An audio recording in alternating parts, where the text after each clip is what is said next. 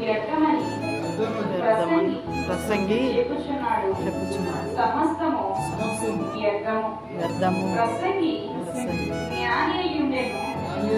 అతడు జనులకు జ్ఞానము బోధించెను.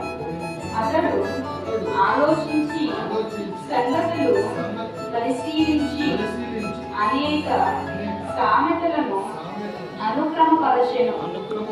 ప్రసంగి ఇంపైన మాటలు చెప్పుటకు పూనుకొనెను.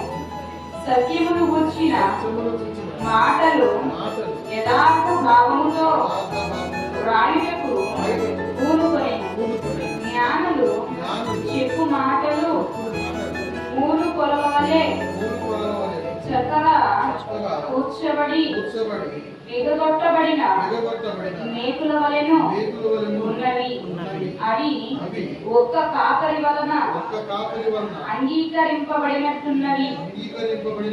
ఇదియుగాక నా కుమారుడా, హితోపదేశము వినుము.